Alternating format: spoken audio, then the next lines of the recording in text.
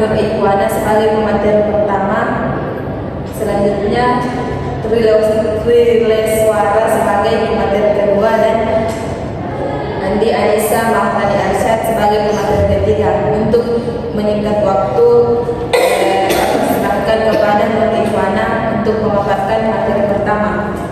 Baik, terima kasih atas kesempatan yang telah diberikan oleh moderator. Kali ini saya akan memaparkan materi pertama, yaitu perkembangan dewasa. Perkembangan manusia adalah proses yang berlangsung seumur hidup dan melibatkan perubahan fisik, kognitif, dan emosional yang saling berkaitan. Fase pembentukan awal individu masa dewasa justru jauh lebih panjang dan kompleks dalam siklus kehidupan manusia. Masa dewasa sebagai peran, tanggung jawab, hingga tantangan psikologis dan lingkungan sosial yang harus siap dihadapi seseorang, dan tidak hanya faktor biologis yang berperan dalam perkembangan dewasa, namun juga faktor sosial dan budaya seperti lingkungan keluarga, teman sebaya, tempat kerja, dan begitu pula nilai-nilai budaya yang diyakini seseorang akan membentuk persepsi.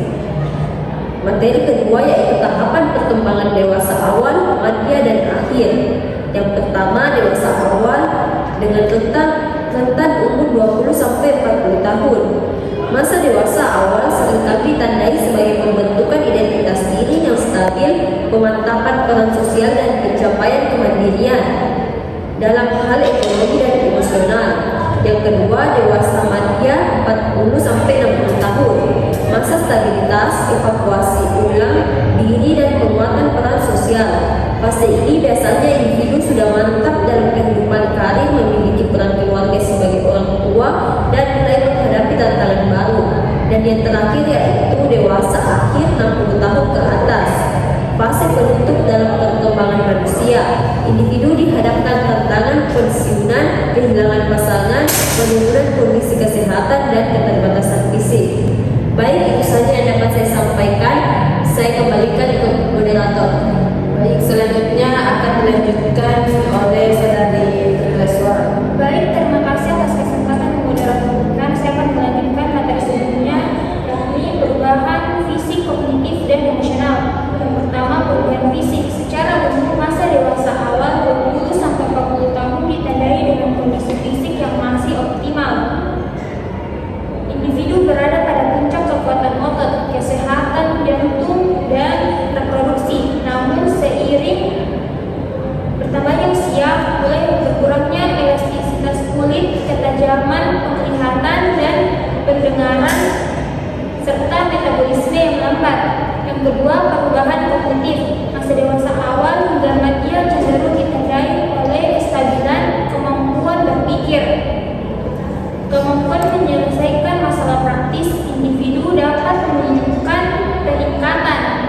Memasuki masa dewasa akhir, fungsi memori dan kemampuan multitasking mulai menurun.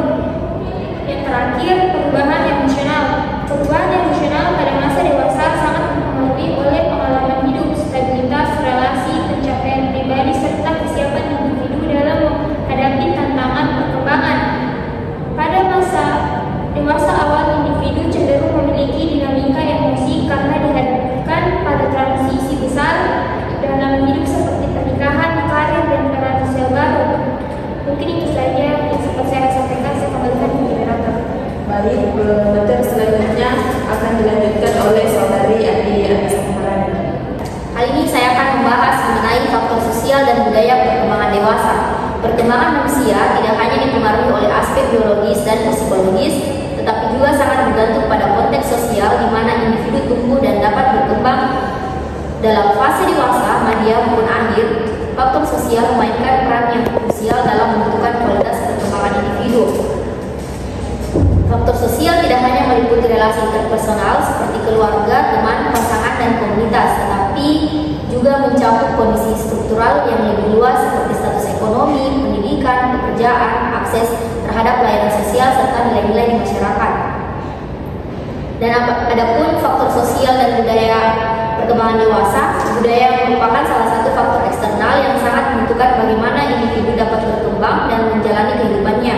Termasuk dalam fase dewasa, budaya mencakup sistem, nilai, norma, kepercayaan, praktik sosial, serta pola perilaku yang diturunkan dari generasi ke generasi pedoman dalam bertindak. Salah satu cara paling nyata budaya mempengaruhi perkembangan dewasa melalui penetapan norma usia dan tugas perkembangan. Setiap budaya memiliki identitas tersendiri tentang apa yang seharusnya dicapai seseorang pada usia tertentu seperti kapan menikah, bekerja, dan pensiunan. Dan yang kedua ada spiritualitas dan kepercayaan budaya terhadap kehidupan sangat mempengaruhi perkembangan emosional individu dewasa, terutama dalam menghadapi krisis kehilangan dan kematian, ritual keagamaan dan adat istiadat. Mungkin itu saja yang sempat saya sampaikan. Saya kembalikan ke moderator. Baik, terima kasih atas materi yang telah disampaikan. Mungkin itu saja materi yang sempat kami sampaikan. Adapun kesimpulan yang dapat kami ambil yaitu perkembangan dewasa merupakan fase penting dalam rentang kehidupan manusia yang ditandai oleh serangkaian perubahan biologis, psikologis, dan sosial yang kompleks. Masa dewasa terbagi 3 tahap, yaitu dewasa awal, dewasa madya, dan dewasa akhir. Setiap tahap memiliki tugas perkembangan dan tantangan tersendiri. Sering bertambahnya usia individu mengalami perubahan yang signifikan pada aspek fisik seperti penurunan kekuatan otot, kemampuan sensorik, dan daya tahan tubuh. Mungkin itu saja pemaparan materi dari kelompok kami. Kami akhiri dengan ucapan Assalamualaikum warahmatullahi wabarakatuh.